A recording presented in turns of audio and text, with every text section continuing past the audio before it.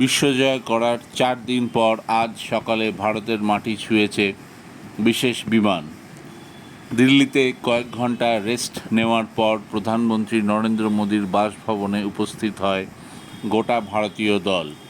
সেখানে প্রত্যেক ক্রিকেটারের সঙ্গে আলাদা কথা বলেন মোদী এবং গোটা টিমের সঙ্গে একসঙ্গে দেখাও করেন।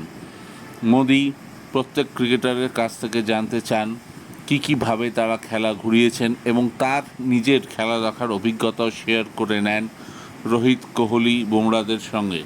বুমরার ছেলেকে কোলে তুলে আদর করেন, বিরাট কোহলিকে জড়িয়ে ধরেন, ঋষভ পন্থকে জড়িয়ে ধরেন, রোহিতকে মোটিভেট করেন। প্রধানমন্ত্রী আগেও এমন কাজ করেছেন, কারণ মোদী জানতেন 50 ওভারের বিশ্বকাপে 7 মাস আগে গুজরাটের মাটিতে অস্ট্রেলিয়ার কাছে হেরে গিয়ে মন খারাপ হয়েছিল ভারতীয় দলের। তাই দেশে ফিরে প্রধানমন্ত্রী সঙ্গে টিম ইন্ডিয়া দেখা করবে, এটাই ছিল স্বাভাবিক ব্যাপার। মোদির সঙ্গে দেখা করে বিকেলেই টিম ইন্ডিয়া চলে যাবে মুম্বাইয়ে। সেখানে ওয়াংখেড়ে স্টেডিয়ামের বাইরে মেরিন ড্রাইভে ভিক্টরি প্যারেড হওয়ার কথা।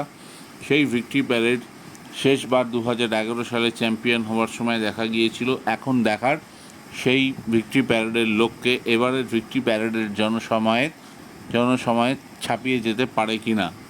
খবরটি কয়েক ঘন্টা আগে পাওয়া গেছে, আপনাদের সঙ্গে শেয়ার করলাম। ভালো লাগলে অবশ্যই আমার চ্যানেলকে বেশি করে লাইক অ্যান্ড সাবস্ক্রাইব করুন। জয় হিন্দ।